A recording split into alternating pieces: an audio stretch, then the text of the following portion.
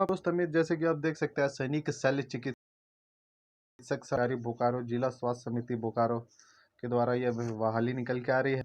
और यहाँ पे लिखा गया राष्ट्र स्वास्थ्य मिशन अंतर्गत, जैसे राष्ट्र स्वास्थ्य मिशन के अंतर्गत यह बहाली निकल के आ रही है, जो कि संविदा के आधार पर है।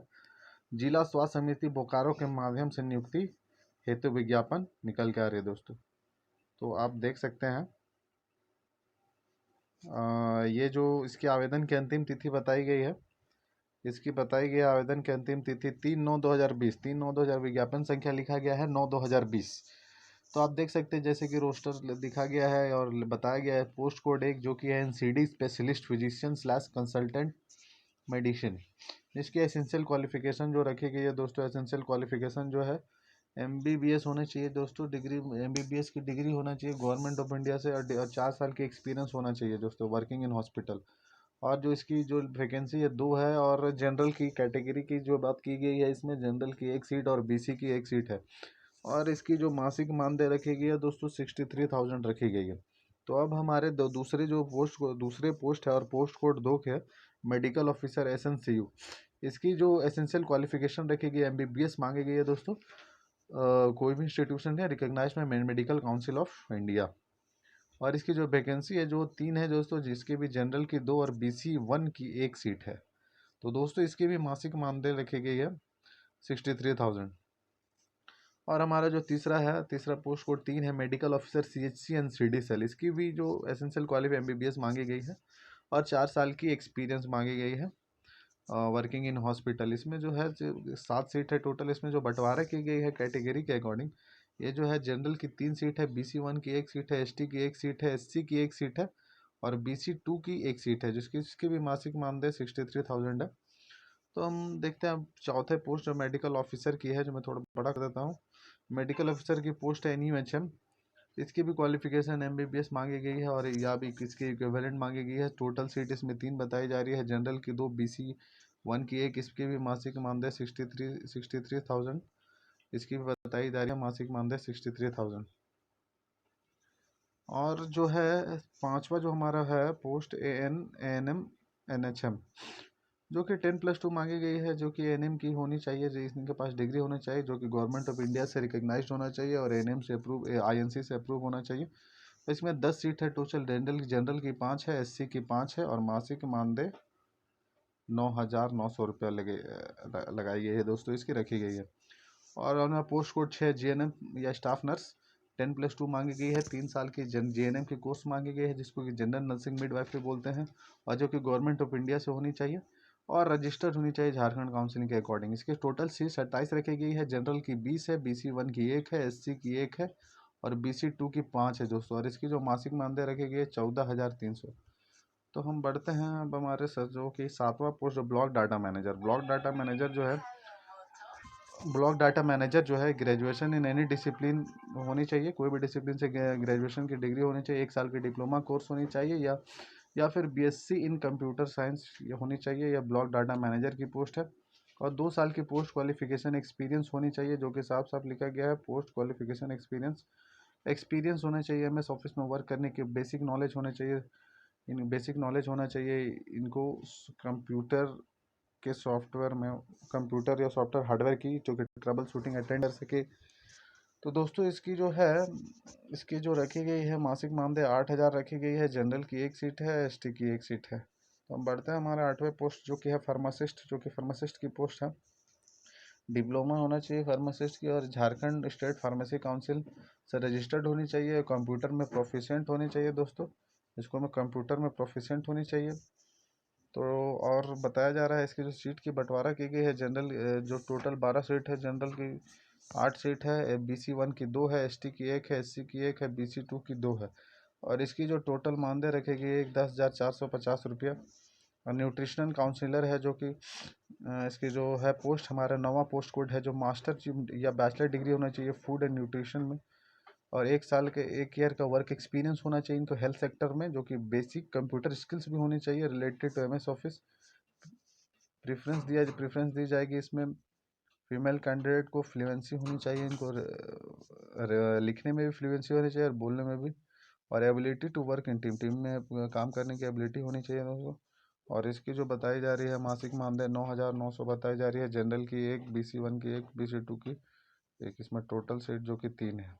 तो हम बढ़ते हैं हमारे अब नेक्स्ट जो कि लिखा गया है, इसको जो बताया गया है मैक्सिमम एज 67 होनी चाहिए, जो कि मेडिकल ऑफिसर के लिए, NCD स्पेशलिस्ट के लिए, फिजिशियन या कंसल्टेंट मेडिसिन के लिए। दो चयन की उम्र सीमा जो बताई गई है मैक्सिमम मिनिमम बताई गई है 21, और जो सबके लिए अलग आप पढ़ सकते हैं, मैं इसका PDF डाल दूंगा। तो हम बढ़ते हैं चयन की शर्तें, जो कि यहाँ पे साफ साफ लिखा गया है कि संविदा के आधार, एक मिनट दोस्तों, जो यहाँ पे साफ साफ लिखा गया है, संविदा के आधार पर कर्मचारी का कोई नियोजन नहीं होगा। यहाँ साफ साफ आप पढ़ सकते हैं दोस्तों, संविदा के आधार पर कर्मचारी का कोई नियोजन नहीं होगा, बल्कि स्वीकृत मानदेय के विरुद्ध उन्हें कार्य करने हेतु अनुबंधित किया जाएगा। और यहाँ पे साफ साफ लिखा गया है, उपरोक्त सभी पदों में जिला स्तरीय आरक्षण रोस्टर का अनुमान होगा, और ये बढ़ाया जा सकता है। 1 वर्ष की है, अनुमान होगी, 1 वर्ष के लिए वैलिड होगी, और इसके एनुअल परफॉर्मेंस के देखते हुए, इसकी मतलब इसकी जो एबिलिटी को देखते हुए इसको बढ़ाया जा सकता है।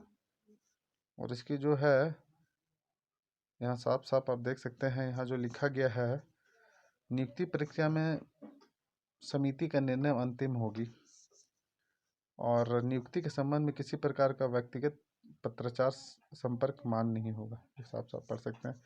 चयन की प्रक्रिया क्या है दोस्तों? अभ्यर्थियों का चयन शैक्षणिक तकनीकी परीक्षाओं में प्राप्त अंक का अनुभव अथवा एक या एक से अधिक जो लागू हो के आधार पर किया जाएगा। देखिए दोस्तों, जो उनके जो अंक आए हैं शैक्षणिक या फिर तकनीकी परीक्षाओं में जो प्राप्त हुए हैं, जो कि आपकी डिग्री है या GNM हो या NM हो, जो कि पोस्ट के जो कि आपकी डिग्री हो, उसके अकॉर्डिंग आपका जो मेरिट लिस्ट बनेगा, उसके बाद आपका चयन होगा दोस्तों। मेरिट लिस्ट के अकॉर्डिंग होगा इसका चयन, जो कि साफ साफ पढ़ सकते हैं। कहना उनका वही है कि अभ्यर्थी का चयन शैक्षणिक या तकनीकी परीक्षाओं में प्राप्त अंक के द्वारा या अनुभव के द्वारा होगा। सभी उम्मीदवारों, देखिए इसको डाक के थ्रू भेजना या ऑफलाइन है फॉर्म, मैं इसको मार्क कर देता हूँ, इसको डाक के थ्रू आपको भेजना है। नियुक्ति प्रक्रिया में स्थानीय अभ्यर्थियों को देखिए स्थानीय अभ्यर्थियों को प्राथमिकता दी जाएगी, लिखा गया। अंतिम रूप में तैयार की गई मेगा सूची सिविल सर्जन उपरोक्त कार्यालय में 1 सप्ताह के लिए प्रकाशित की जाएगी। सूचना पट पर मेगा सूची का प्रकाशन होने की सूचना समाचार पत्र के माध्यम से भी दे दी जाएगी।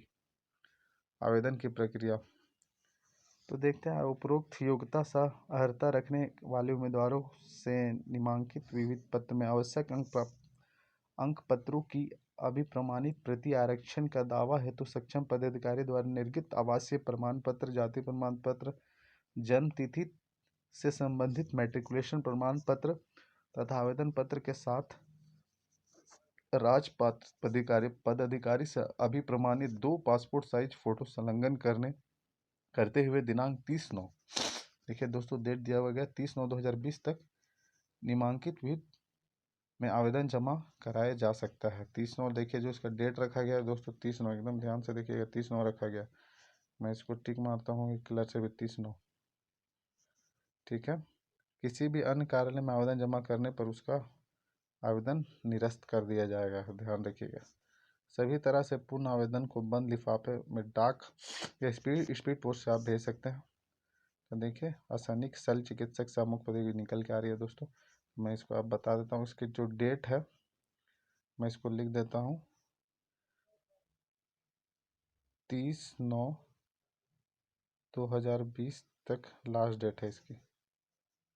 तो आप ध्यान रखिएगा 30/9/2020 तक इसको ज़रूर से ज़रूर भर दीजिएगा, अगर आप इस क्राइटेरिया को पूरा करें। देखिए एप्लीकेशन की फॉर्मेट दी गई है, इस तरह से आप लिख के इसको भेज सकते हैं। पत्राचार जो इसकी जो पता दी गई है उस पर आप भेज सकते हैं इसको।